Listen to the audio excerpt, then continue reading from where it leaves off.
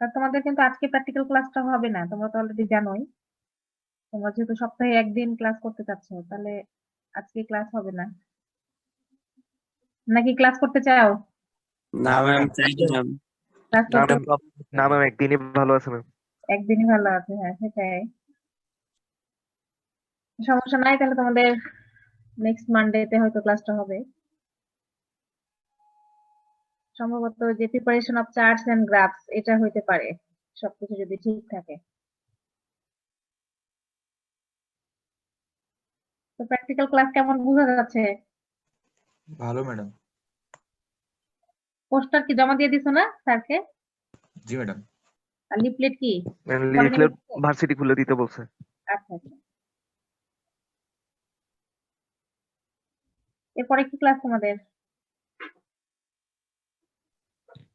Rural sociology. এই class কি হয়? জি ম্যাম, সোসিওলজি ক্লাস হয়। কোন স্যার ক্লাস নেন? ম্যাম শাহজাহান স্যার ক্লাস নেন। Ma'am, Shahjahan sir. আচ্ছা আচ্ছা, শাহজাহান কবির স্যার, ওকে। আচ্ছা, আমি তাহলে একটু শুরু করি। তোমাদের ক্লাস যেতে পরে আছে, আবার অলরেডি আমরা কিছু সময় চলে গেছে।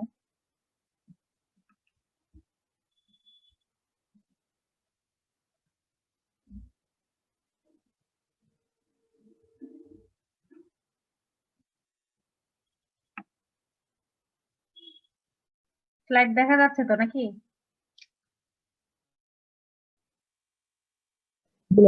জি তোমরা ম্যাম। কি দেখতে পাচ্ছ? Okay. Ma'am, criteria for selection of extension teaching methods. আমরা আসলে এই সেমিস্টারের জন্য তোমরা 3 ধরনের টিচিং মেথডস কি জিনিস, টিচিং মেথডস কয় ধরনের হতে পারে, এই বিষয়গুলা তোমরা শিখছো লেভেল 1 সেমিস্টার 2 তে। আমরা 3 ধরনের টিচিং মেথডস মেইনলি ডিটেইলসে পড়ছি: individual, group and mass contact method. আসলে তোমরা অলরেডি 2টা শিখেছো, ম্যাডাম তোমাদের ইন্ডিভিজুয়াল গুলো পড়াবেন। তা কখন কোন ধরনের টিচিং মেথড আমি ব্যবহার করব ফার্মারকে টেকনোলজি গুলো দেওয়ার জন্য? এখন সবসময় কি ইন্ডিভিজুয়াল ব্যবহার করব, নাকি মাস মেথড ব্যবহার করব, নাকি গ্রুপ ব্যবহার করব? আবার আরেকটা ক্লাসিফিকেশন আছে, ওটা তোমাদের ডিটেইলস পড়তে হবে না। অ্যাকর্ডিং টু ফর্ম, এটা হচ্ছে ইউজের উপর ভিত্তি করে 3 ধরনের। According to use 3 types of teaching method: individual, group and mass. আর অ্যাকর্ডিং টু ফর্ম, এটা হচ্ছে অডিও ভিজুয়াল, আর হচ্ছে রিটেন ফর্ম। রিটেন যেগুলো টিচিং মেথড, তোমরা কি বলতে পারবা? অলরেডি তোমাদের তো প্র্যাকটিক্যাল 1-2টা বলা হয়েছে। রিটেন ফর্ম, হ্যাঁ পোস্টার লিফলেট। কাজেই কখন কোন ধরনের টিচিং মেথড আমি ব্যবহার করব, সেটা কিন্তু আমাদের মাথায় রাখতে হবে। টিচিং মেথড তো আমাদের সামনে অনেকগুলোই আছে, এখন আমি ইচ্ছা করলে তো যখন তখন যেটা সেটা ব্যবহার করতে পারবো না। সেজন্য কিছু আমাদের শিখতে হবে যে criteria for selection of extension teaching method. এবং ক্রাইটেরিয়ার পাশাপাশি আমরা শিখবো যে আমি সিলেক্ট করলাম, ঠিক আছে, বাট সেটা কিভাবে আমি ব্যবহার করব। হয়তো আমি ঠিক করলাম যে আমি মেথড ডেমনস্ট্রেশনটা ব্যবহার করব ফার্মারকে টেকনোলজি শেখানোর জন্য, কিন্তু সেটা কিভাবে ব্যবহার করব এটা আমাদের শিখতে হবে, যে criteria and use of extension teaching method. আমরা একটু দেখার চেষ্টা করি। আসলে সেরকম কোনো নির্দিষ্ট নিয়ম কানুন নাই, নো রুল অফ থাম। আমাদের মাথায় রাখতে হবে যে যে টেকনোলজি বা যে টিচিং মেথডই আমি ব্যবহার করি না কেন, সেটা যেন অনেক মানুষের কাছে আমি পৌঁছাতে পারি। রিচ মোর পিপুল, টিচ মোর অফেন, যেন সেটা ভালোভাবে আমি শেখাতে পারি। And keep down the cost per contact. এবং যেহেতু আমাদের দেশের প্রেক্ষাপটে বা যে কোনো সিচুয়েশনে আমাদের কিন্তু কি কস্টটা মাথায় রাখতে হবে, যে আমি যে টিচিং মেথডের মাধ্যমে ফার্মারকে টেকনোলজি শেখাচ্ছি সেটা যেন কস্ট ইফেক্টিভ হয়, আবার বাজেট যেন ক্রস না করে।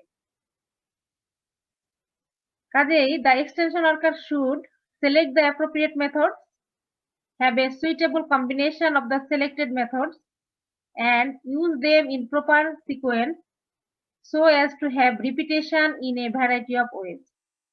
কাজে এক্সটেনশন ওয়ার্কারের কি কাজ? প্রথম কাজ হচ্ছে অ্যাপ্রোপ্রিয়েটলি মেথডটা সিলেক্ট করতে হবে। আবার তোমাদের আমি দেখাবো একটা স্লাইডে যে সবসময় একই ধরনের বা একটা টেকনোলজি ডিসিমিনেশনের জন্য কয়েক ধরনের টিচিং মেথড ব্যবহার করা যেতে পারে। সবসময় যে একটা টিচিং মেথড ব্যবহার করে ফার্মাকে টেকনোলজি ডিসিমিনেট না করে তুমি যদি একসাথে অনেকগুলা কম্বাইন করে ব্যবহার করো টিচিং মেথড, সেটাও কিন্তু অনেক সময় ইফেক্টিভ হয়। কিন্তু আমি যখন ২টা-৩টা টিচিং মেথড ব্যবহার করব, সবগুলো কি একবারে ব্যবহার করব? তোমাদের কি মনে হয়?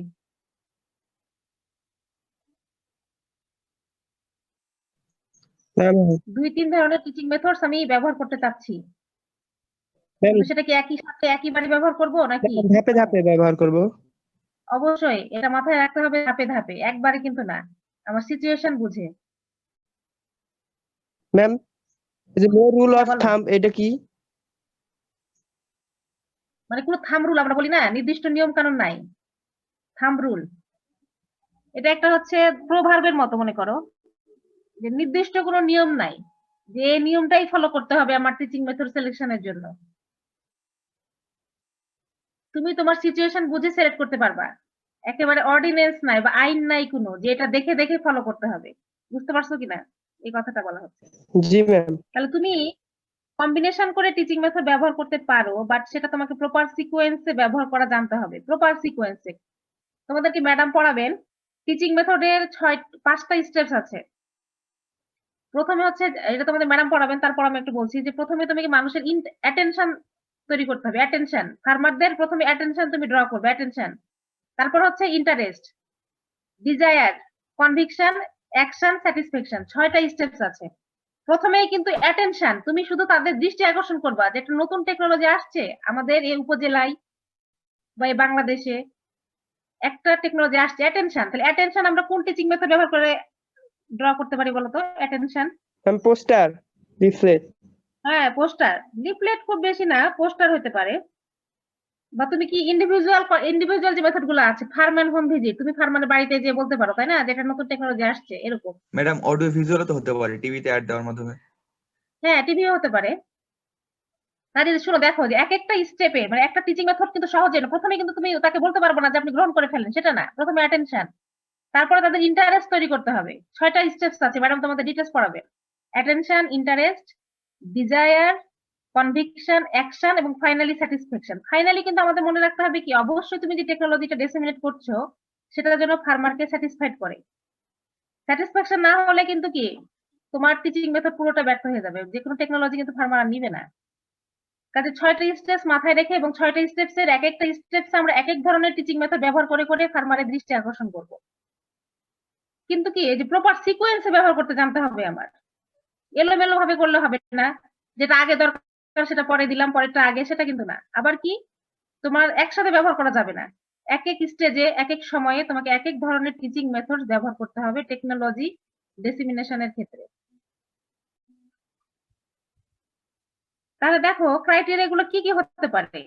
অ্যাডপশন প্রসেস, অ্যাডপশন মানে কি? গ্রহণ করা। হ্যাঁ, গ্রহণ করা, অ্যাডপ্ট করা যে কোনো কিছু।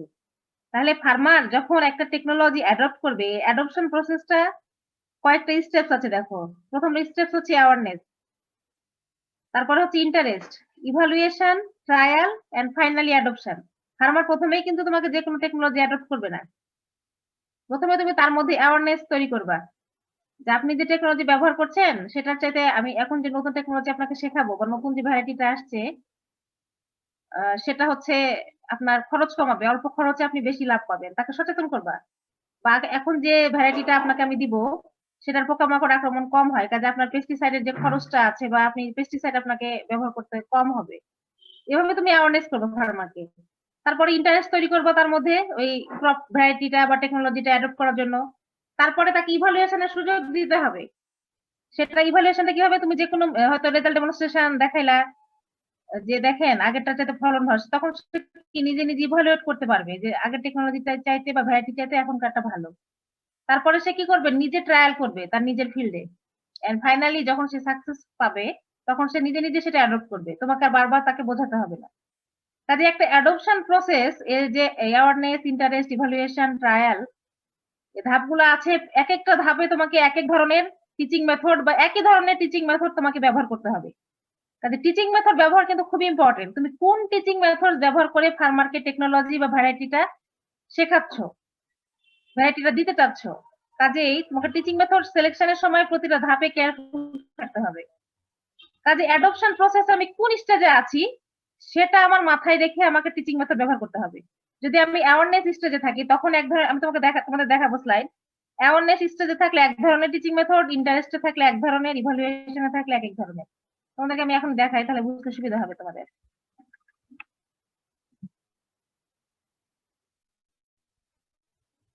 এই যে দেখো, তাহলে অ্যাওয়ারনেস স্টেজে আমি কোন ধরনের টিচিং মেথড ব্যবহার করব কি বলা আছে দেখো। Media popular theme. Mass media mass media গুলা, হ্যাঁ, সচেতন করার জন্য মাস মিডিয়া, যে কোনো ধরনের মাস মিডিয়া গুলো ব্যবহার করতে পারো। আবার ইন্টারেস্ট তৈরির জন্য দেখো group meeting, group discussion, radio forum, field day, farm visit, এই বিষয়গুলা। ইভালুয়েশন স্টেজে দেখো রেজাল্ট ডেমনস্ট্রেশন, বললাম না যে দেখে তারা ইভালুয়েট করতে পারবে। ফার্মার এক্সচেঞ্জ, এটা একে অন্যের সাথে মত বিনিময় করার মাধ্যমে যে হ্যাঁ আমি এই টেকনোলজি সম্পর্কে জানি, আমি অন্যকে জানাচ্ছি। ফার্মাররা একে অন্যের সাথে যখন তাদের আইডিয়া শেয়ার করে, এটাও হতে পারে। বা মেথড ডেমনস্ট্রেশন। ট্রায়াল স্টেজে দেখো individual visit, farmer exchange, method demonstration, on farm trial, নিজেদের ফার্মে তারা ট্রায়াল করে দেখতে পারে। আর ফাইনালি হচ্ছে কি অ্যাডপশন। অ্যাডপশনে দেখো কি রিকগনিশন প্রোগ্রাম, কম্পিটিশন। তুমি যে অ্যাডপশনটা কিভাবে করাতে পারো, যে অনেকে যখন মনে করে যে আমি যখন আমার ফিল্ডের মাধ্যমে রেজাল্ট ডেমনস্ট্রেশন হচ্ছে, তখন সে নিজেকে কিন্তু পায়োনিয়ার মনে করে যে আমি হচ্ছে এটা প্রথম ব্যবহার করেছি। তাকে যদি রিকগনিশন দেওয়া হয় যে দেখেন আপনাদের এই প্রতিবেশী ভাই, উনি হচ্ছে আপনাদের সবার আগে নিয়েছেন এই টেকনোলজিটা, উনি কোনো কিছু চিন্তা করেননি, কোনো রিস্কের কথা চিন্তা করেননি, তাহলে কিন্তু সে নিজেকে প্রাউড ফিল করবে ফার্মার।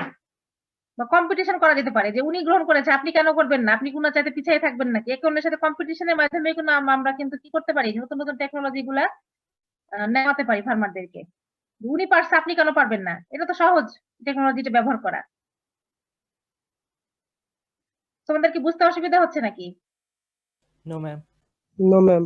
কাজেই তাহলে আমি টিচিং মেথড কিভাবে সিলেক্ট করবো, অ্যাডপশন প্রসেসের উপর ভিত্তি করে, যে অ্যাডপশন প্রসেসে আমি কোন ধাপে আছি সেটা আমাকে মাথায় রাখতে হবে। তারপরে দেখো কস্ট, এটা তো মাথায় রাখতেই হবে যে আমি যে টিচিং মেথডের মাধ্যমে শেখাতে চাচ্ছি সে পরিমাণ বাজেট আমার কাছে আছে কিনা। Selecting methods which can be implemented within a budget and are cost effective. Extension অর্গানাইজেশনকে এটা মাথায় রাখতে হবে যে আমি যে মেথডটার মাধ্যমে শেখাতে চাচ্ছি, যদি আমি ইন্ডিভিজুয়ালি করি তাহলে ইন্ডিভিজুয়াল কিন্তু বাড়ি বাড়ি যেতে হবে, এটা কিন্তু বেশি কস্টলি। আমি যদি একসাথে আমার বাজেট কম, আমি একসাথে গ্রুপ অফ ফার্মার্সকে শিখাই দিলে আমার দেখা যাচ্ছে যে অল্প সময়ে আমি অনেককে জানাতে পারছি। এক কথায় হচ্ছে তোমার যেরকম বাজেট থাকবে সে ধরনের বাজেটে যে ধরনের টিচিং মেথডটা তুমি ব্যবহার করতে পারবা সেটা চিন্তা করে তোমাকে টিচিং মেথড সিলেক্ট করতে হবে।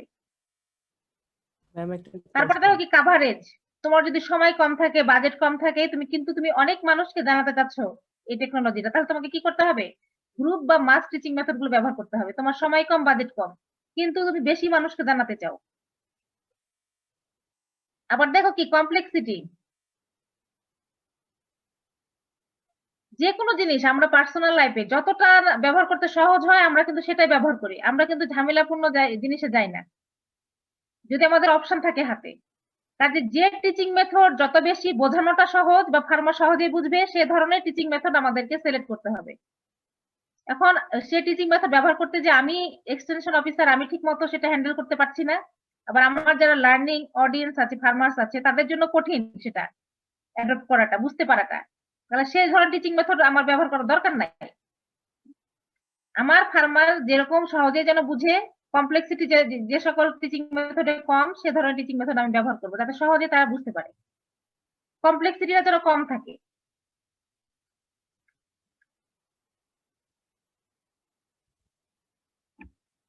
স্কিল, এটা তো অবশ্যই গুরুত্বপূর্ণ। এখন আমি যখন এক্সটেনশন অফিসার বা এক্সটেনশন স্টাফ যারা থাকবেন তারাই তো যে কোনো টিচিং মেথড ব্যবহার করে ফার্মারকে টেকনোলজি গুলো শেখাই থাকে, কাজে তাদের কিন্তু নিজস্ব স্কিলের প্রয়োজন আছে। তারা যদি ঠিক মতো টিচিং মেথড ব্যবহার করতে না জানে, যেমন পোস্টার কিন্তু একটা তৈরির ক্রাইটেরিয়া আছে। পোস্টার যখন ঠিক মতো যদি আমি তৈরি না করি, আমার ক্যাপশন যদি ঠিক না থাকে, আমার ড্রয়িং যদি ঠিক না থাকে, বা লিফলেট তৈরির একটা নিয়ম আছে তোমরা অলরেডি জানো, আমি যদি সেই নিয়ম ফলো না করে লিফলেট তৈরি করি তাহলে কিন্তু সেটা ইফেক্টিভ হবে না। কাজে যে কোনো টিচিং মেথড তৈরি করার জন্য কিন্তু স্কিলের প্রয়োজন, যে কোনো টিচিং মেথড ব্যবহার করার সময়ও কিন্তু আমার স্কিলের প্রয়োজন আছে। তোমরা কি টিচিং মেথডস ব্যবহারের সময় ক্লাসে বলেছি কিনা আমি জানি না। টিচিং এইডস, টিচিং মেথড বা টিচিং এইডস ব্যবহারের সময় আমাদের কিন্তু মাথায় রাখতে হয় কতগুলো বিষয়। ঠিকমতো তুমি যদি হ্যান্ডেল করতে না পারো, এখন আমি তোমাদের মেথড ডেমনস্ট্রেশন বা রেজাল্ট ডেমনস্ট্রেশন বলেছি যে আগে থেকে রিহার্সাল করতে হবে আমার। আমি যখন আমি ফার্মারের সামনে আমি এই মেথডটা দেখাবো, অবশ্যই আমার নিজের কনফিডেন্স থাকতে হবে। তাদের যদি আমার যারা এক্সটেনশন স্টাফ আছে তাদের যদি টিচিং মেথডস ব্যবহারের সময় ইমপ্লিমেন্ট করার ক্যাপাসিটি না থাকে, কি করতে পারি আমি? ট্রেনিং এর মাধ্যমে তাদের স্কিলটা ডেভেলপমেন্ট করতে হবে, দেন তারা ফার্মারকে সে টিচিং মেথড দেখাতে পারবে। টার্গেটিং তো খুবই ইম্পর্টেন্ট। আমি আমার ফার্মারদের যে ক্যাটাগরি আছে সেই ক্যাটাগরি এখন কোন ফার্মারের জন্য কোন টিচিং মেথড আমি ব্যবহার করব সেটা কিন্তু আমাকে মাথায় রাখতে হবে। লিটারেটদের জন্য একরকম, ইলিটারেটদের জন্য একরকম। আমি যদি এখন পোস্টার কিন্তু ইলিটারেট লিটারেট দুজনই পারবে, কিন্তু লিফলেট কি পারবে? তোমাদের কি No, মনে ma'am. হয় লিফলেট? নো ম্যাম হ্যাঁ। পারবে না। আবার ধরো নিউজ পেপার কি সবাই পারবে? পড়তে পারবে না। আবার অনেকে আছে কি ইন্ডিভিজুয়ালি যে কোনো টেকনোলজি নিতে সাই ফিল করে, লজ্জাবোধ করে, কিন্তু যখন তারা গ্রুপে দেখে যে না অন্যরাও তো নিচ্ছে, অনেকে তুমি যখন ইন্ডিভিজুয়ালি টেকনোলজি দিতে চাইবা মনে করবে যে আমি কেন একা নিব, আমার লস হবে। কিন্তু যখন তুমি একটা গ্রুপে কোনো একটা বিষয় শেখাবা, সবার মধ্যে জড়তাটা কম কাজ করবে যে না আমরা সবাই একসাথে প্রতিবেশী, আমরা সবাই ভাই ভাই, আমরা একসাথে শিখছি, একসাথে টেকনোলজিটা আমরা প্র্যাকটিস করবো ফিল্ডে। তাদের টার্গেটিংটা কিন্তু খুব ইম্পর্টেন্ট যে আমার ওই যে এলাকায় আমি একটা টেকনোলজি দিতে চাচ্ছি ওই এলাকার ফার্মারদের সোসিওইকোনমিক কন্ডিশন কেমন, ওই এলাকার ফার্মারদের লিটারেসি রেটটা কেমন, ওই ফার্মারদের কালচারটা কেমন, সেটা আমাকে মাথায় রেখে আমাকে টিচিং মেথড সেট করতে হবে। পার্টিসিপেশন, এতে যেটা আমি একটু আগে বললাম যে ফার্মাররা কিন্তু একসাথে কাজ করতে পছন্দ করে, কারণ এটা টেকনোলজি নেওয়ার বিষয়, রিস্কের বিষয় থাকে। এখন প্রথমেই কিন্তু তারা নিতে চাইবে না যে আমি একা একা নিয়ে আমি লসে পড়বো। এক দুজন রাজি অবশ্যই হয়, কিন্তু সবাই তো রাজি হয় না।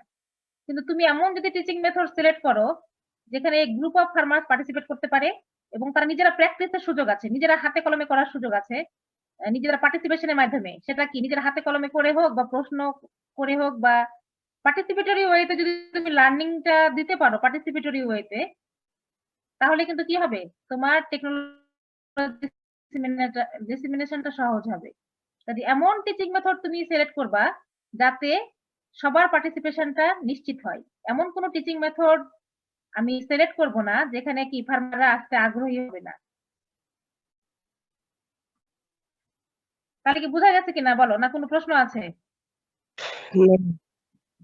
তা তোমাদের যদি পরীক্ষায় Ma'am, আসে, হ্যাঁ বলো। আগে ক্লাসের একটা প্রশ্ন ছিল যে এইটা আইসিটি নির্ভর এক্সটেনশন ওয়ার্ক গুলার যে পড়াইছিলেন, আইসিটি বেসড সার্ভিসেস, এগুলোর ভিতর থেকে কি ধরনের প্রশ্ন আসতে পারে?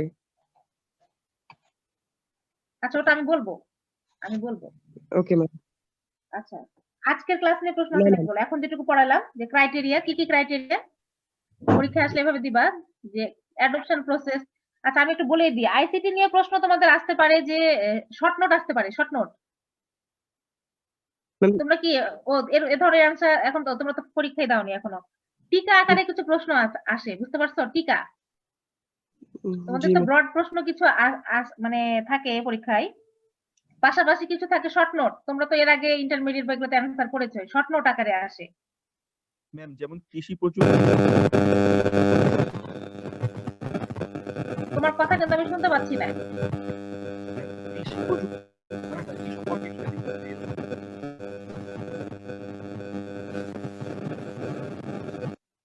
তোমার মনে হয় নেটে প্রবলেম হচ্ছে, আবার ট্রাই করো প্লিজ।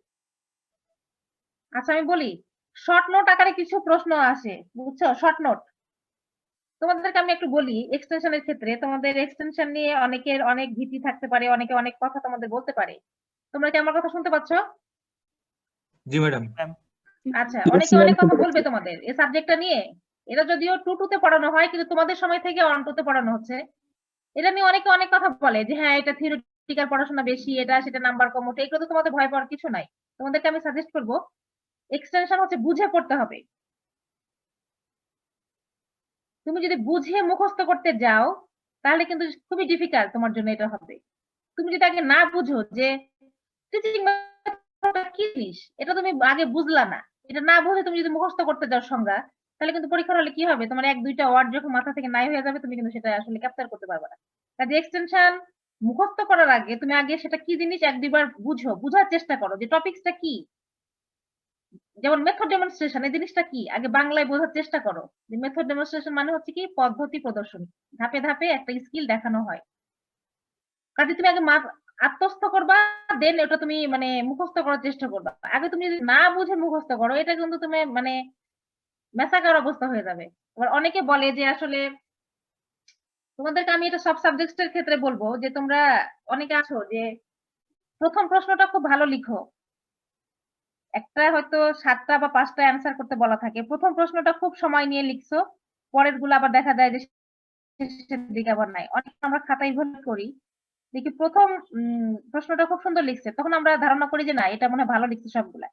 দেখা যায় যে 2 নম্বর প্রশ্ন একটু ছোট, 3 নম্বর 4 নম্বর, শেষে 5 নম্বরে যে একেবারে ছোট, মানে তুমি হয়তো সময় পাওনি। কাজে তোমাকে কিন্তু কি, তোমরা তো অবশ্যই জানো টাইম ম্যানেজমেন্ট করে তো এত দূর পড়াশোনা শেষ করছো তোমরা, এখন ইউনিভার্সিটিতে একই সিস্টেম, তোমাদেরকে প্রশ্নের নাম্বার, প্রশ্নটা আগে বুঝাটাও কিন্তু ইম্পর্টেন্ট। আসলে প্রশ্নে কি চাইছে, এক্স্যাক্টলি প্রশ্নটা কি বলছে। অনেকে আছে এলোমেলো কথাবার্তা লিখে ফেলো, যেটা চাওয়া হয়নি সেটা না, তোমার প্রশ্নে যেটা চাওয়া হয়েছে সেটা তুমি আগে বুঝবা কি বলতেছে। আবার মার্কসটা দেখবা কত মার্কস, প্রশ্নের মার্কস অনুযায়ী প্রশ্ন কি চাওয়া হয়েছে সে অনুযায়ী অ্যান্সার করার চেষ্টা করবা। আর একটা বিষয় মাথায় রাখবা যে আসলে প্রতিটা প্রশ্নের লেন্থ যেন মোটামুটি সিমিলার থাকে। আমার কথা বুঝছো কি? জি ম্যাম।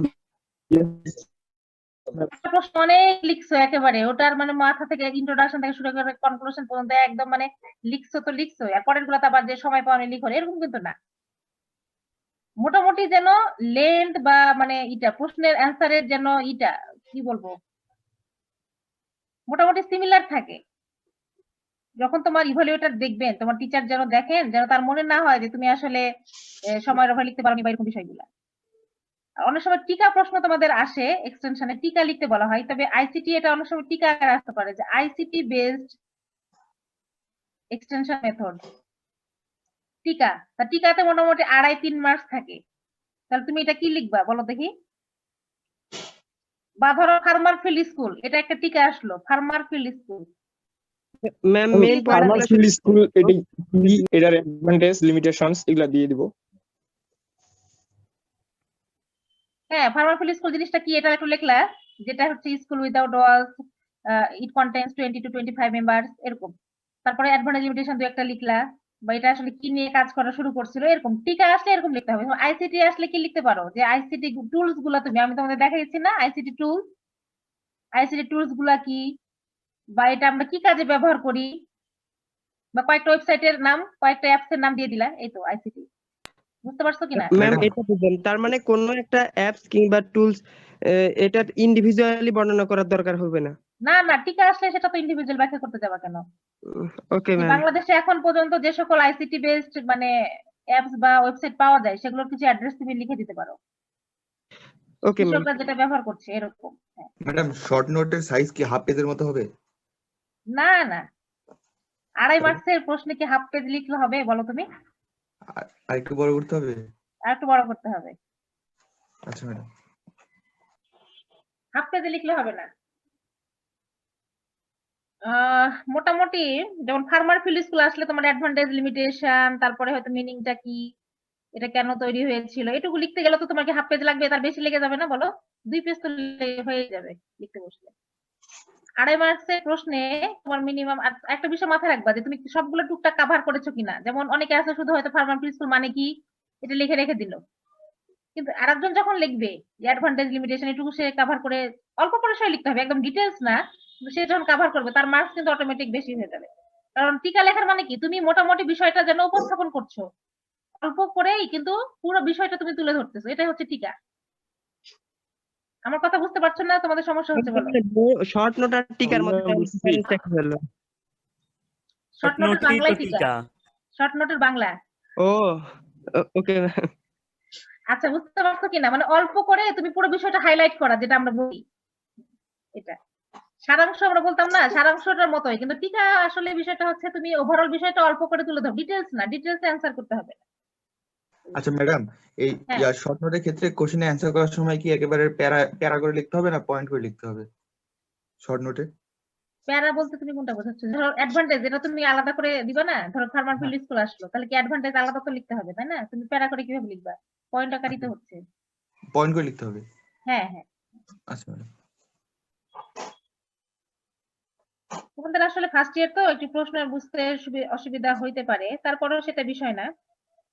তোমরা কোশ্চেন গুলো যখন হয়তো কালেক্ট করতে পারবা, বা তোমাদের প্রশ্ন নিয়ে যদি মানে কিভাবে পরীক্ষার প্রশ্নগুলো এটা নিয়ে হয়, আহ, সমস্যা হয়, তোমরা যে কোনো টিচারের সাথে এক্সটেনশনে, যদি এক্সটেনশন রিলেটেড, বা তোমরা ইচ্ছা করলে আমার সাথে যোগাযোগ করতে পারো ইউনিভার্সিটি খুললে, এটা সমস্যা নাই। ঠিক আছে, এটা নরিড হওয়ার কিছু নাই। জি ম্যাডাম। ওকে এক্সটেনশন ম্যাম। নিয়ে অনেক ভীতি থাকে, অনেকে অনেক কথা বলে, অনেক কথা বলে, এটা সেটা, এটা তোমাদের ভয় পাওয়ার কিছু নাই। নিজেদের মতো করে বললাম তো, বুঝে পড়বা। আমি তোমাদের বারবার সাজেস্ট করছি, মুখস্থ ভালো করতে পারলে তো অবশ্যই ভালো, কিন্তু তোমরা অবশ্যই বুঝে পড়বা, বুঝে পড়বা।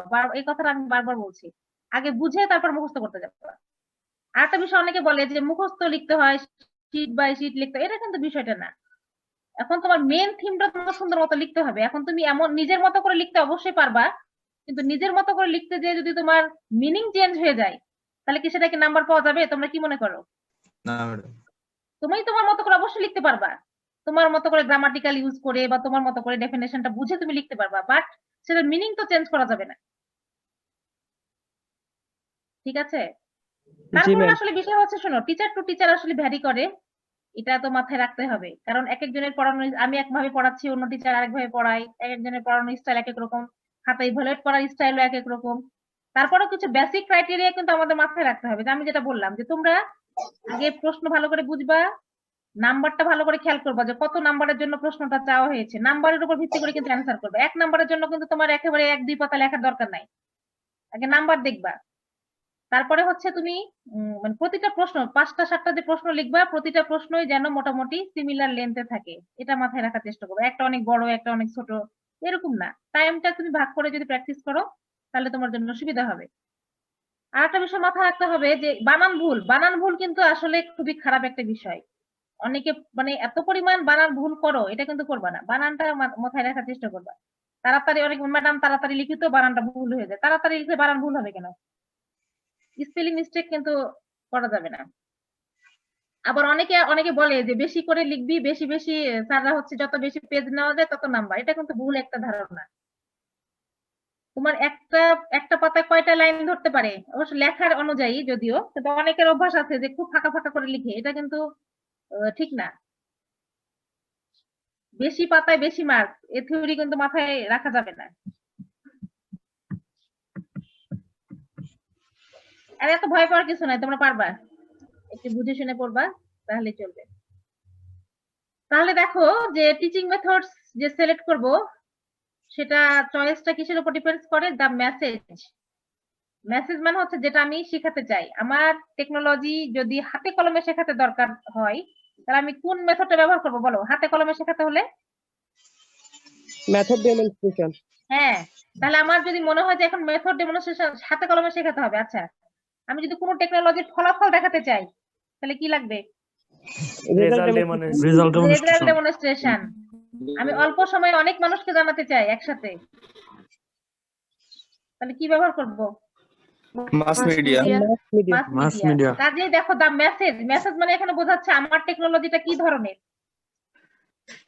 কাজে আমার টেকনোলজিটা কি ধরনের, আমি কি পারপাসে এটা ব্যবহার করতে চাচ্ছি, একজনকে শেখাতে চাচ্ছি নাকি গ্রুপকে শেখাতে চাচ্ছি নাকি মাস পিপলকে শেখাতে চাচ্ছি, তারা লিটারেট না ইলিটারেট, মানে তোমার এগুলো চিন্তা করতে হবে। যেমন পার্টিসিপেন্টস এর কথা বলা হচ্ছে, তারা লিটারেট না ইলিটারেট, তারা হচ্ছে ধান চাষি না পাট চাষি, তাদেরকে হাতে কলমে শেখাতে হবে নাকি ফলাফলটা দেখাতে হবে, সব চিন্তা করে তুমি টিচিং মেথড সিলেক্ট করবা। বা অ্যাভেলেবল রিসোর্সেস, এই 3টা বিষয় মাথায় রাখতে হবে। The message, the participants and the available resources. আমার কি পরিমাণ বাজেট আছে, বা আমার স্কিল এক্সটেনশন স্টাফ আছে কিনা, তারা শেখাতে পারবে কিনা, এই বিষয়টা। এটা তোমাদের আগে দেখালাম।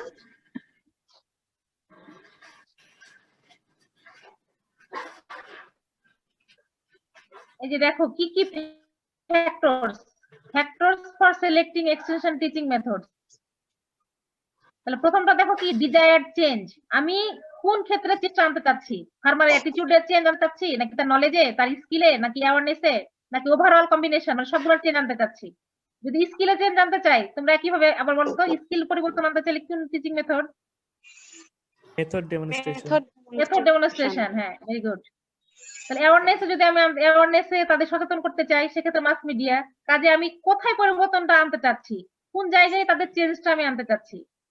আবার দেখো কি আমার অডিয়েন্স কেমন, তারা কি ইন্ডিভিজুয়ালি শেখাতে চাচ্ছি নাকি গ্রুপে নাকি মাসে। এই তোমার লার্নিং থিওরি গুলো ম্যাডাম মনে হয় তোমাদের পড়িয়েছে নাকি? জি ম্যাম, 3টা থিওরি পড়াইছিলেন, তার হ্যাঁ, মধ্যে দেখো, প্যাকেট থিওরিটা লার্নিং থিওরি আমি কোন স্টেজে আছি, ট্রায়াল এন্ড এরর নাকি কন্ডিশনিং? মানে এক এক সময় এগুলো হচ্ছে সব ফ্যাক্টর। আমার সাবজেক্ট ম্যাটারটা কেমন, কি টেকনিক্যাল বিষয় শেখাতে চাচ্ছি নাকি সায়েন্টিফিক বিষয় নাকি পার্সোনালি শেখাতে চাই নাকি ওভারঅল জেনারেল বিষয়গুলো শেখাতে চাই। কাজে তোমরা ফ্যাক্টরটা দেখে রাখো বা তোমরা স্ক্রিনশটও নিয়ে রাখতে পারো যে আসলে এই সব হচ্ছে ফ্যাক্টরস টিচিং মেথড সিলেকশনের। ফাইনালি দেখো কি আমার সময় কেমন আছে, বাজেট কেমন আছে, বা সেগুলো ব্যবহার আমার স্কিলস কেমন, এই সবগুলো বিষয়ের উপর ভিত্তি করে কিন্তু আমাকে টিচিং মেথড সিলেক্ট করতে হবে। আশেপাশে টিচিং মেথডস আছে, আমার সামনে আছে, আমি নিয়ে নিলাম, সেটা কিন্তু করা যাবে না। সবকিছু চিন্তা করে আমাকে টিচিং মেথড সিলেকশন করতে হবে।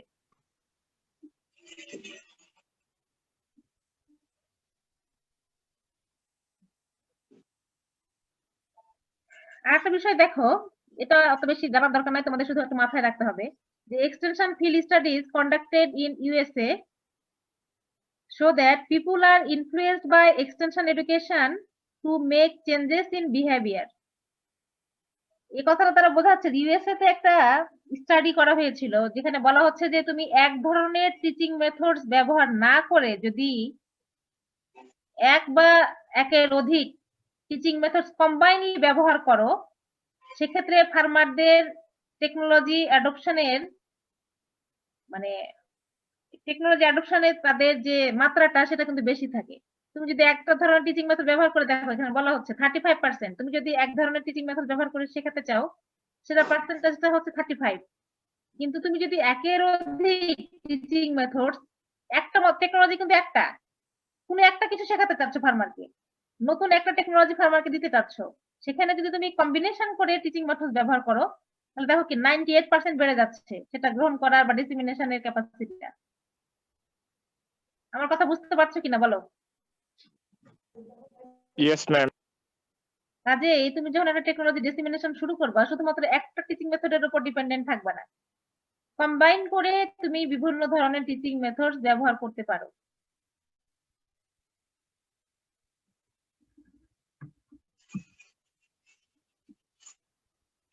কিন্তু কি করতে হবে, কম্বিনেশন আমি ব্যবহার করব but using the methods in proper sequence.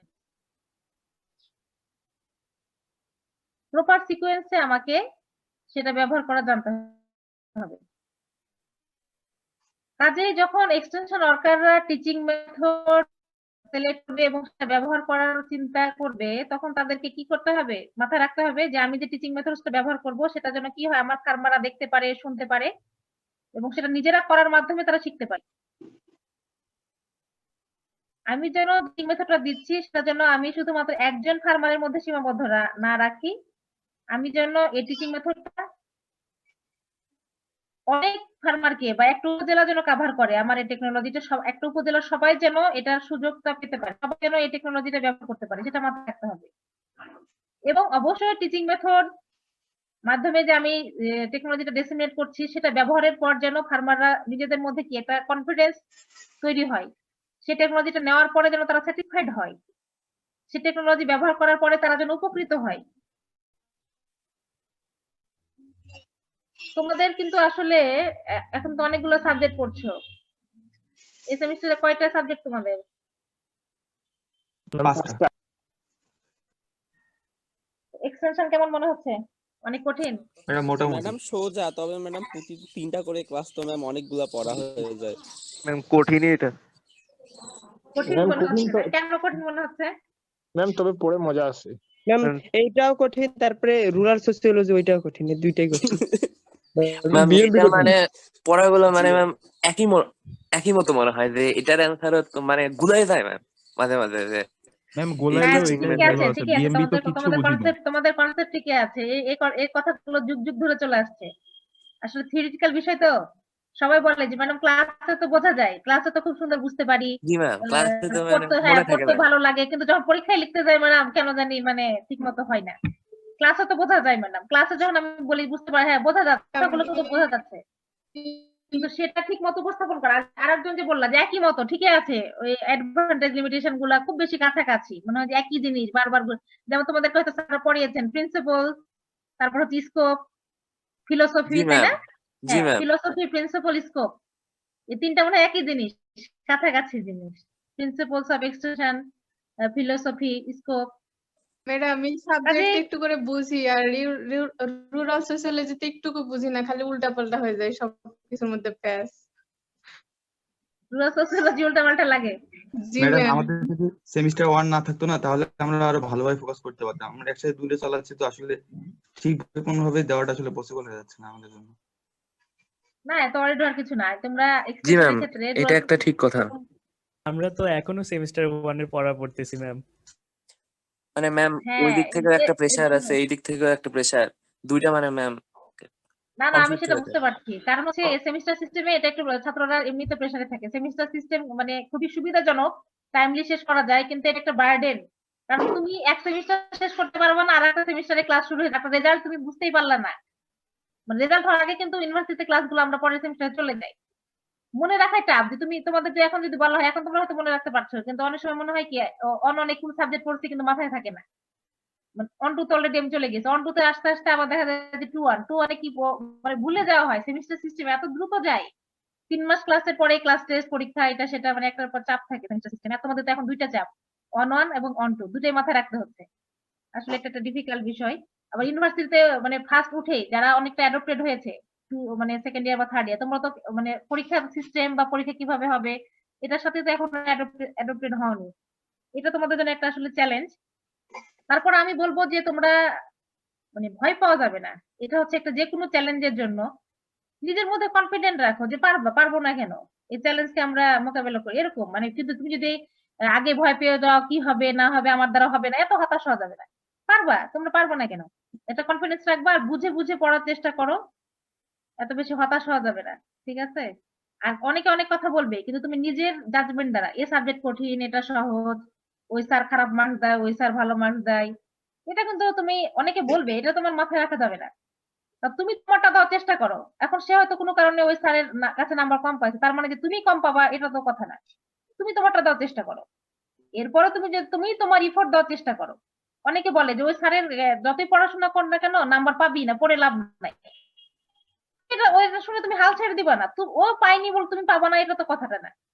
তুমি তোমার বেস্টটা দেওয়ার চেষ্টা করো। এখন কোনো কারণে যদি টিচারই, অনেক সময় যে টিচারই হলে ভুল করে না সেটা কিন্তু না, অনেক সময় কম বেশি হতেই পারে। কাজে কোনো কারণে যদি তাদের ভুলে তোমার নাম্বার কম আসে বা তাদের, সেটা আলাদা বিষয়, কিন্তু তোমার ইফোর্টটা তুমি দেওয়ার চেষ্টা করবা। বুঝতে পারছো কিনা আমার কথা? তুমি তোমার দায়িত্ব রেসপন্সিবিলিটি পালন করবা।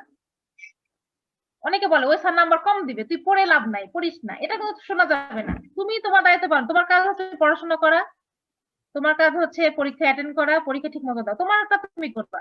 এরপরে একটা তো পরে বোঝা যাবে। আগের সাথে পরেরটা জাজ করে তো লাভ নাই। ওই স্যার কম নাম্বার দেয়, ওই বেশি দেয়, বেশি লিখলে বেশি মার্কস, কম লিখলে কম, ওইগুলো কথায় কান দেওয়া যাবে না। নিজের মতো করে নিজে বুঝে কাজ করতে হবে।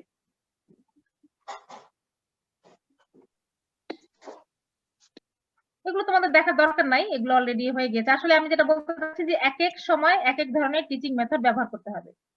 লিটারেটদের জন্য একরকম, ইলিটারেটদের জন্য একরকম। তোমার যদি মনে হয় যে অনেকে গ্রুপে মানে ভালো মতো জিনিসটা বুঝতে পারছে না, ওকে ইন্ডিভিজুয়ালি বুঝাতে হবে, ইন্ডিভিজুয়ালি মোটিভেট করতে হবে, তাহলে তোমাকে কি ইন্ডিভিজুয়াল কন্টাক্ট মেথড গুলো ব্যবহার করতে হবে। ইন্ডিভিজুয়াল একজন ফার্মারকে ইন্ডিভিজুয়ালি তুমি আলাদা করে তাকে বোঝাবা যে এই টেকনোলজিটা আপনার জন্য ভালো, আপনি গ্রহণ করেন। অনেক আছে ইন্ডিভিজুয়ালি বললে মনে করে যে না আমাকে একটা ভ্যালু দিচ্ছে। গ্রুপে তো অনেক সময় অনেকের কথা মনে থাকে না, চেহারা মনে থাকে না, কাজে তুমি সিচুয়েশন বুঝে, তোমার বাজেট বুঝে, তোমার সময় বুঝে, তোমার টেকনোলজিটা সহজ না কঠিন, তুমি গ্রুপে এক একটা ক্রাইটেরিয়া মাথায় রেখে তোমাকে সিলেক্ট করতে হবে, সবসময় একই ধরনের না। আরেকটা বিষয় মাথায় রাখবা যে আসলে কোন ধরনের টিচিং মেথড তুমি ব্যবহার করছো কাদের জন্য, সেটা মাথায় রাখতে হবে এবং কম্বাইন করে ব্যবহার করা শিখতে হবে। এবং কম্বিনেশনের পাশাপাশি তোমাদেরকে আরেকটা বিষয় মাথায় রাখতে হবে, সিকোয়েন্সে সেটা যেন ব্যবহার করতে পারো তুমি। আর তোমাদের কোনো প্রশ্ন আছে নাকি বলো? ম্যাম গত ক্লাসে আইসিটি বেস এর মানে পড়েছিলেন যে ম্যাম ওইটা থেকে সবগুলো পড়ানো শেষ নাকি ম্যাম বাকি ছিল ওইটা গতকাল তো তাড়াতাড়ি দেখাইছিলেন না আরেকটু বাকি আছে, আরেকটু বাকি আছে। আচ্ছা ম্যাম আমি তোমাদের ওয়েবসাইট গুলো একটু দেখাই।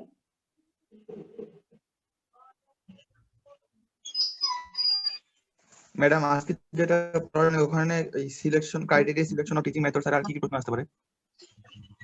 ওখান থেকে সিলেকশন ক্রাইটেরিয়া প্রশ্নটা আসে, সিলেকশন ক্রাইটেরিয়া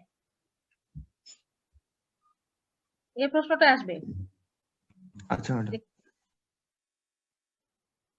আচ্ছা তোমাদের অরিডর কিছু নাই, আমি বললাম তোমরা তো এখন বেশ আগে শেষ করছো, পরীক্ষার কাছাকাছি আসুক বা এটা আসুক, আমি যে পাঠটুকু পড়িয়েছি এখানে কি কি প্রশ্ন আসতে পারে কিংবা হচ্ছে তোমাদের কোথায় কোনো প্রবলেম আছে কিনা আমার পাঠটুকুতে আমি তোমাদের অন্যগুলো ক্লিয়ার করতে পারবো, অসুবিধা নাই। তোমরা আমার পাঠটুকু তোমাদের যদি কোনো প্রশ্ন থাকে বা তোমাদের আরো বেশি জানার প্রয়োজন আমি তোমাদের শেখাবো, ঠিক আছে? জি ম্যাম, আজকের ক্লাসের লাস্ট স্লাইড একটু দেখান তো ম্যাম।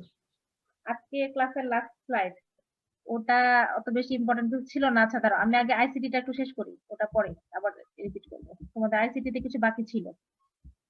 আচ্ছা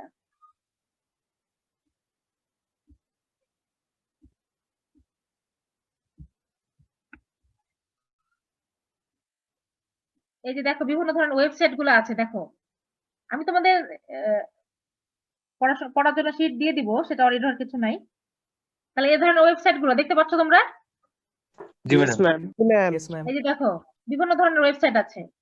প্রতিটা এক্সটেনশন যে অর্গানাইজেশন গুলো আছে বা রিসার্চ ইনস্টিটিউট গুলো আছে তাদের সবারই দেখো ওয়েবসাইট। ওদের ওয়েবসাইটে কিন্তু নতুন নতুন কি টেকনোলজি আসছে বা আপডেটেড, যদি আপডেটেড থাকে, আসলে আমাদের দেশে বললাম না অনেক সময় অনেক ওয়েবসাইট কিন্তু আপডেটেড থাকে না। তাহলে এগুলোতে ওয়েবসাইটে গেলে কিন্তু ফার্মার অনেক ইনফরমেশন পাবে যে আসলে কি নিয়ে কাজ করে। আমি যদি দেখো গবেষণা ইনস্টিটিউটের ওয়েবসাইটে যাই তাহলে আমি কিন্তু তাদের ওয়েবসাইটটা যদি এমন ভাবে ডিজাইন করা থাকে আমি দেখলেই কিন্তু বুঝতে পারবো যে তারা আসলে কোন কোন ফসল নিয়ে কাজ করে, কোনটা নিয়ে কাজ করে না, ঠিক কিনা? বোঝা যাবে না বলো?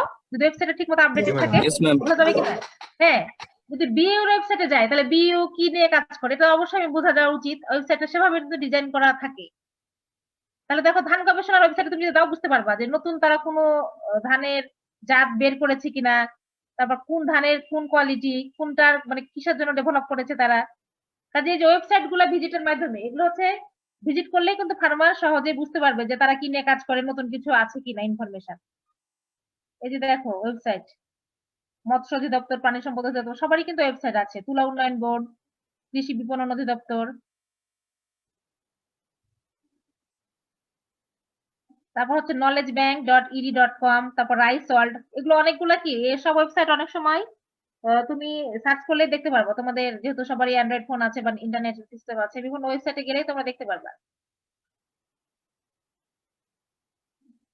এক কথা হচ্ছে আইসিটিটা কি আসলে ওয়েবসাইট এবং অ্যাপস ব্যবহার করে যখন ফার্মার নতুন নতুন টেকনোলজি শিখতে চাইবে বা যে কোনো ক্রপস কিভাবে কাল্টিভেট করতে হয়, ইন্টারকালচারাল অপারেশন গুলা কিভাবে করতে হয়, কিংবা কোনো একটা পোকার আক্রমণ হলে সিমটমসটা অ্যাপসের সাথে মিলিয়ে কিভাবে সেটা সমাধান ঘরে বসে করা যায়, এগুলোই থাকে আসলে অ্যাপস এবং ওয়েবসাইট ব্যবহার করে যখন ফার্মার টেকনোলজি গুলো অ্যাডপ্ট করবে সেগুলোই হচ্ছে আইসিটি বেসড আসলে টিচিং মেথড।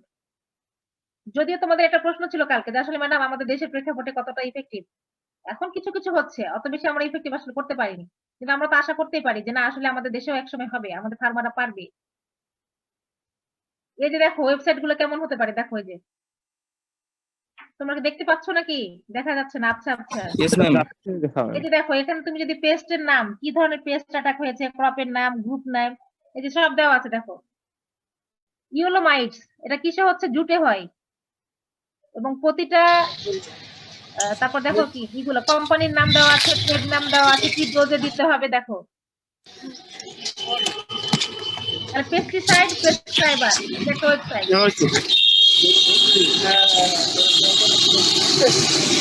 দেখো এটা কিসের? এটা কিসের দেখো?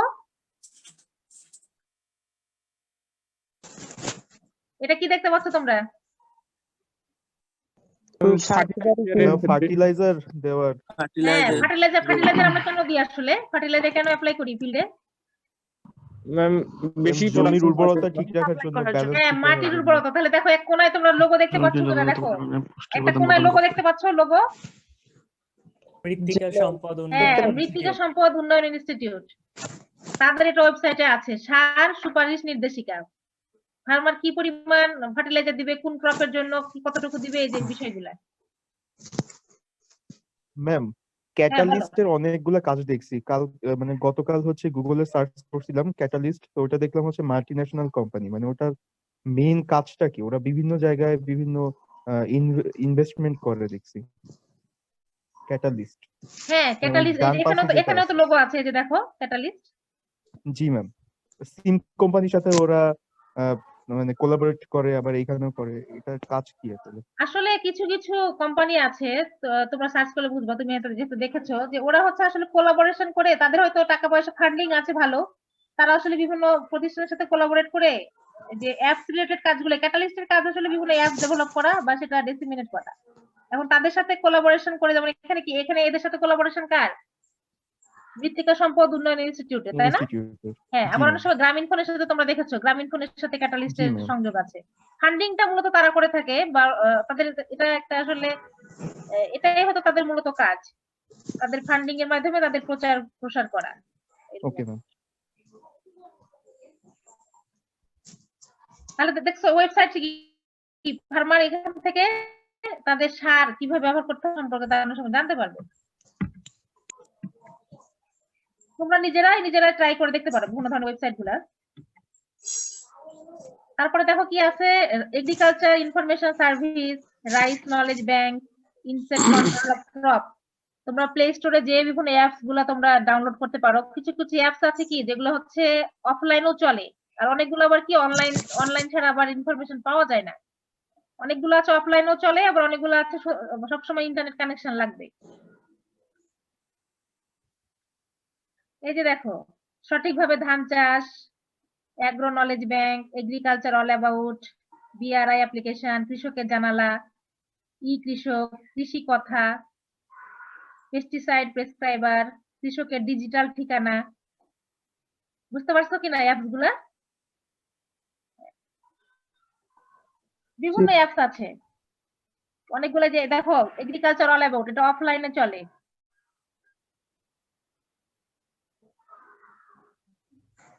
এই যে রাইস নলেজ ব্যাংক, ম্যাডাম এগুলোর মধ্যে কোনগুলা অফলাইন? রাইস নলেজ ব্যাংক তোমরা খেয়াল করো, রাইস নলেজ ব্যাংক কি তুমি কত ধরনের যে ধানের ভ্যারাইটি সম্পর্কে জানতে পারবা। দেখো রাইস নলেজ ব্যাংক, এটা শুধু ধান নিয়ে তুমি জানতে পারবে, এটা ধান গবেষণা ইনস্টিটিউটের একটা অ্যাপ।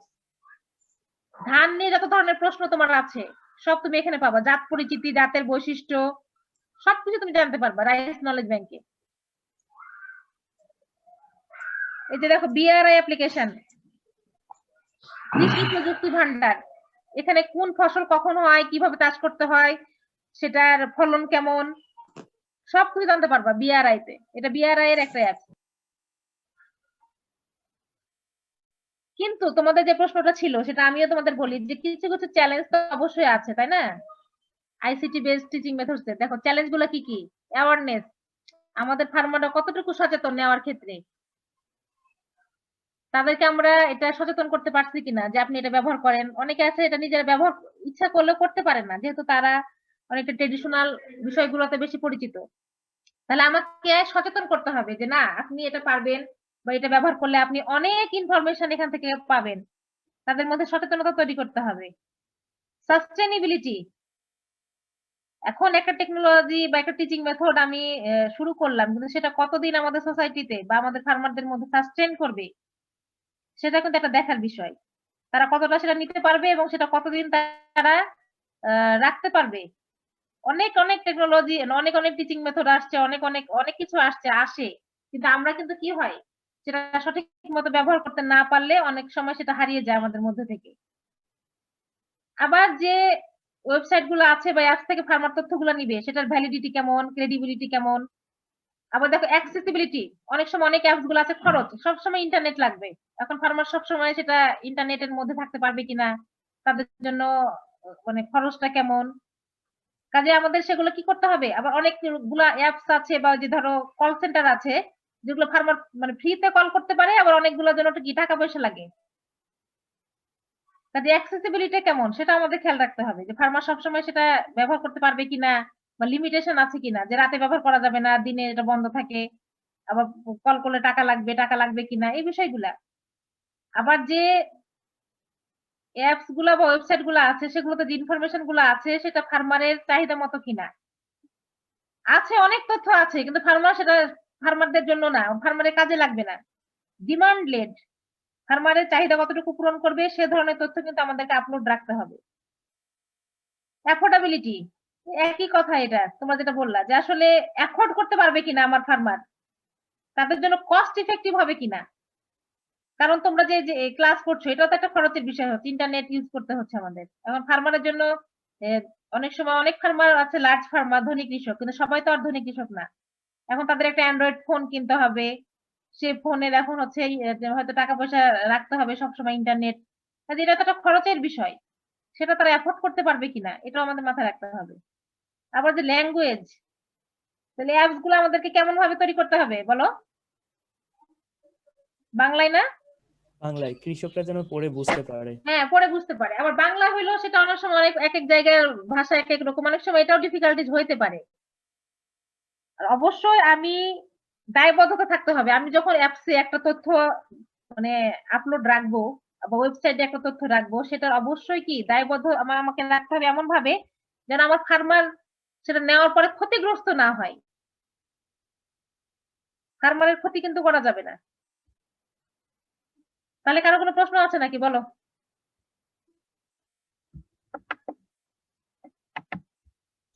ম্যাম আপনার টপিক কি আজকে থেকে শেষ? হ্যাঁ, আমার টপিক আজকে শেষ। ম্যাডাম হ্যাঁ বলো। হ্যাঁ বলো। ম্যাডাম আইসিটি যেটা পড়ালেন ওখান থেকে কিরকম প্রশ্ন আসতে পারে, মানে আজকে এবং গতকালের ক্লাস থেকে? আইসিটি থেকে না? জি ম্যাডাম। তোমাদের অনেক সময় আমি বললাম যে শর্ট নোট, বললাম না? জি ম্যাডাম। শর্ট নোট আসতে পারে, বা আসতে পারে হচ্ছে যে ইম্পর্টেন্স অফ আইসিটি, তোমাদের আসতে পারে যে আইসিটির গুরুত্বটা কি। তোমাদের কি মনে হয় আইসিটির গুরুত্বটা কি বলো তো? কি মনে হচ্ছে? আইসিটির গুরুত্ব আছে নাকি নাই? আইসিটির গুরুত্ব অপরিসীম। অপরিসীম দিলে শেষ অ্যান্সার নাকি? জি কেন ম্যাম, অপরিসীম? হ্যাঁ, কেন অপরিসীম বলো, কেন অপরিসীম? ম্যাম আইসিটি এর মাধ্যমে ম্যাথ ঘরে বসে ম্যাডাম সেবা পেতে পারি। Need based. হ্যাঁ, কারণ হচ্ছে আইসিটির মাধ্যমে কি হচ্ছে, এটা একটা মাস মেথড এবং ফার্মারের এখানে অন্য কারো কাছে যাওয়ার প্রয়োজন নাই। ফার্মার যদি অ্যাপস বা ওয়েবসাইট ব্যবহার করতে জানে, সে ঘরে বসে কি অনেক অনেক হাজার হাজার কোটি কোটি লক্ষ লক্ষ ইনফরমেশন সে পেয়ে যাচ্ছে যে প্রবলেম রিলেটেড, তাই না? এটা একটা সুবিধা। হ্যাঁ, এখন অনেক সময় যে অ্যাপস গুলো আছে সেগুলো যদি খরচ কম থাকে তাহলে ফার্মারকে অল্প খরচে ঘরে বসে অল্প সময় জানতে পারছে, এটা একটা সুবিধা। কাজে অনেক সময় টিকা আকারে প্রশ্নটা আসে, বেশিরভাগই টিকা আকারে আসে, কারণ এটা যেহেতু অত বেশি ডিটেলস নাই। অনেক সময় ICT based extension teaching method, এটা আমি বেশিরভাগ টিকা আকারে আসতে দেখেছি প্রশ্নগুলো যখন আসে করা হয়। আর তোমাদেরকে আমি বললাম তোমাদের একটা ক্লাস তোমরা কি পাইছো অ্যাটেন্ডেন্সে? Yes ma'am. আচ্ছা, এখন তোমাদের একটা ক্লাস শুরু হয়ে যাচ্ছে, আমি তোমাদেরকে বলি তোমরা ক্লাসগুলো শেষ করো, অলরেডি হওয়ার কিছু নাই। আমি যেগুলো পড়িয়েছি মোটামুটি বুঝছো তো নাকি সব ক্লাসে? জি ম্যাম।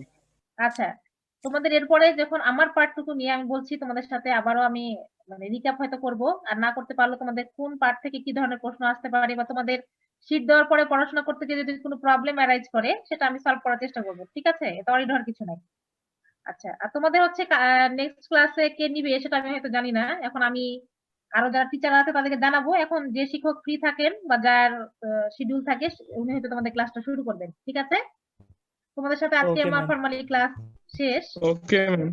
তোমরা সবাই ভালো থাকবা, সুস্থ থাকবা, তোমাদের সাথে ফিজিক্যালি দেখা হবে এই কামনা করছি। সবাই যে যেখানে থাকো সুস্থ থাকো, ভালো থাকো। আসসালামু আলাইকুম ম্যাডাম। ওয়ালাইকুম আসসালাম। আসসালামু আলাইকুম। Thank you so much. আসসালামু আলাইকুম ম্যাডাম।